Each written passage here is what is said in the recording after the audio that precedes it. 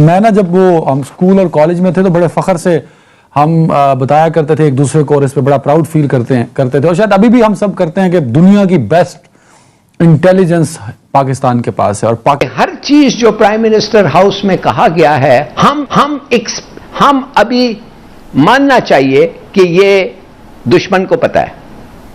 जिस मुल्क के वजीर आजम की ऑडियो कॉल्स पॉलिसी पे, सियासी और कौमी मफाद पे गैर महफूज हों, क्या कहेंगे उस मुल्क और उस मुल्क के वजीर आजम और उस मुल्क के सिक्योरिटी सिस्टम पे सर? हमें अस्यूम करना चाहिए कि हर सीक्रेट पाकिस्तान का जो प्राइम मिनिस्टर जानता है और जो जिक्र हुआ है ये 1 महीने पे, 2 हफ्ते पे, पता नहीं क्या टाइम पीरियड पे, दुश्मन को पता चल गया।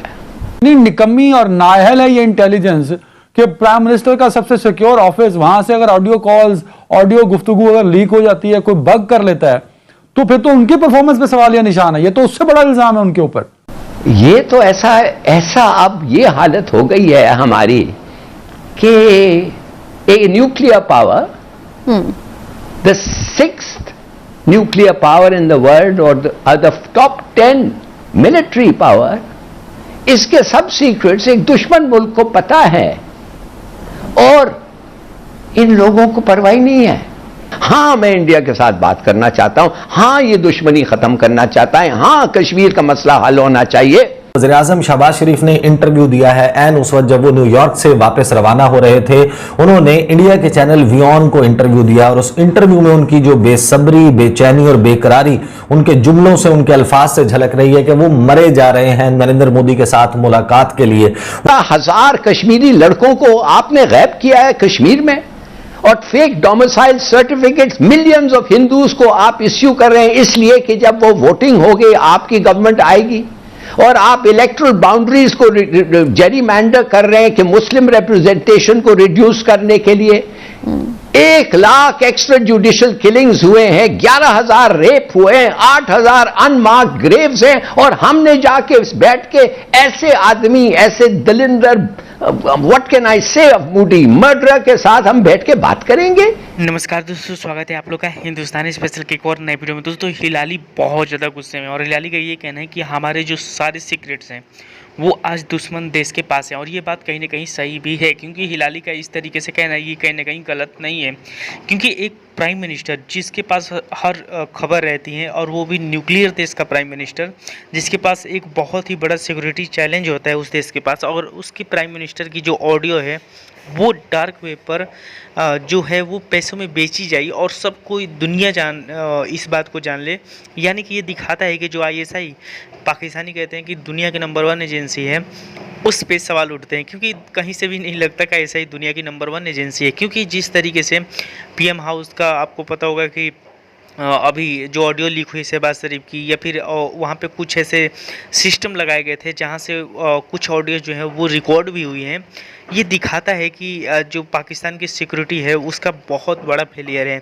और इस तरीके से जो 100 घंटे का आपको पता होगा कि जो 10 घंटे का या पता नहीं कितने घंटे का जो ऑडियो कॉल है वो लीक हो जाना, यानी कि उसमें बहुत सारी ऐसी बातें होगी जो कि इंटरनेशनली जो है उस पर बात हुई होंगी, और इसमें जो सिक्योरिटी चैलेंज है उसके ऊपर भी बात हुई होगी। और इसको दुश्मन का पता चल जाना ये दिखाता है कि पाकिस्तान की जो ISI है वो नाकाम है। चलिए वीडियो में आगे बढ़ते हैं, देखते हैं कि इस पर पाकिस्तानी मीडिया और क्या बात कर रही है। कि हर चीज जो प्राइम मिनिस्टर हाउस में कहा गया है हम अभी मानना चाहिए कि ये दुश्मन को पता है। ये इन लोग तो छोटे दुश्मन है ना, ये तो $3 लाख के लिए कर रहे हैं, या बिटकॉइन जो भी है उसका कितना भी होता है। मगर इस तरीके से आके कहना, इसके माने हमें अस्यूम करना चाहिए कि हर सीक्रेट पाकिस्तान का जो प्राइम मिनिस्टर जानता है और जो जिक्र हुआ है ये 1 महीने पे, 2 हफ्ते पे, पता नहीं क्या टाइम पीरियड पे, दुश्मन को पता चल गया। Can you imagine?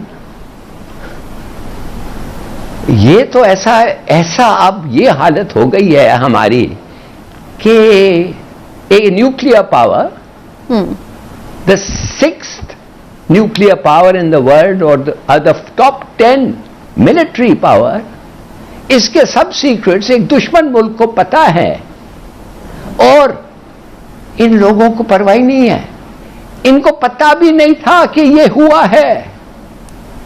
कम से कम वो लोग जो इंचार्ज हैं वो तो रेजिग्नेशन काफी नहीं है, वो तो इन्वेस्टिगेट उनको होना चाहिए कि ये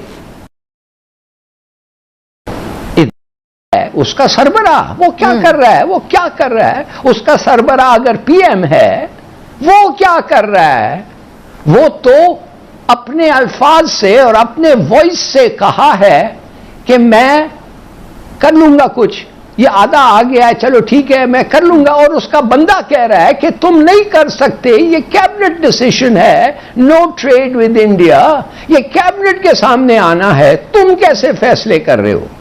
कि फिर से कुछ बात हो रही थी पाकिस्तान और इंडिया के साथ बातचीत की, डायलॉग्स की, कि कुछ मामलात पर बात करें। खुद शहबाज शरीफ साहब ने भी ये बात की थी कि जनाब बिल्कुल बातचीत से मसलों का हल होना चाहिए, लेकिन अब ये कहा जा रहा है कि भारत जो है वो इसमें इंटरेस्ट नहीं ले रहा है, और उधर से पाकिस्तानी सफारतकार ने भारत को दहशतगर्दी का मंबा करार दे दिया है। तो ये सारी सिचुएशन में आपको क्या है कि क्या पाकिस्तान और इंडिया के दरमियान कोई टॉक्स शुरू होने जा रही है, या उसके लिए जो कोशिश की भी जा रही थी वो फिलहाल होती नजर नहीं आ रही है कामयाब?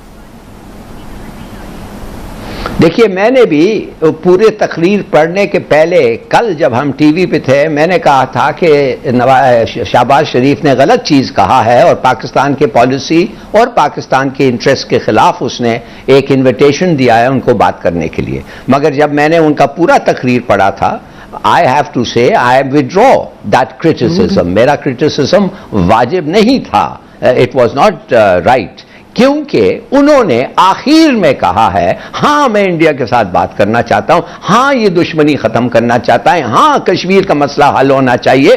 भाई तुम क्या कह रहे हो, तुम कह रहे हो हमें बात करो, और तुम जाके इस वक्त क्या हम वो इंडियन टेरर पे बात कर रहे हैं कि नहीं? आज अगर आप नहीं कर रहे हैं तो मैं 2 मिनट के लिए समझा दूं कि वो क्या कर रहे हैं कश्मीर पे।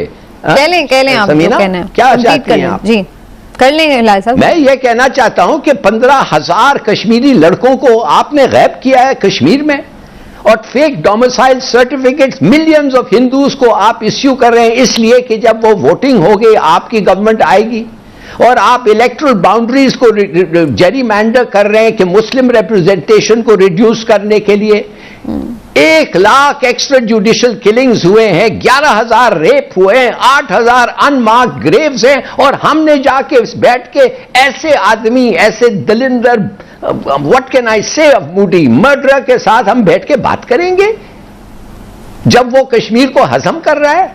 Not, never. मैं ना जब वो हम स्कूल और कॉलेज में थे तो बड़े फख्र से हम बताया करते थे एक दूसरे को, और इस पे बड़ा प्राउड फील करते थे, और शायद अभी भी हम सब करते हैं कि दुनिया की बेस्ट इंटेलिजेंस पाकिस्तान के पास है, और पाकिस्तान इस्लामिक दुनिया का पहला एटमी मुल्क है, और पाकिस्तान के पास एटमी असासे हैं। पाकिस्तान दुनिया के उन चंद ममालिक में से, चंद गिने चुने मुल्कों में से जिसके पास मिसाइल टेक्नोलॉजी है। सर उसी मुल्क का प्राइम मिनिस्टर, सियासी इख्तलाफ लाख हों एक दूसरे से, but he is the prime minister of Pakistan. दुनिया भर में उसको प्राइम मिनिस्टर ऑफ पाकिस्तान कहा जाता है, जिसका नाम शहबाज शरीफ है, हर कोई उसे प्राइम मिनिस्टर मानता है।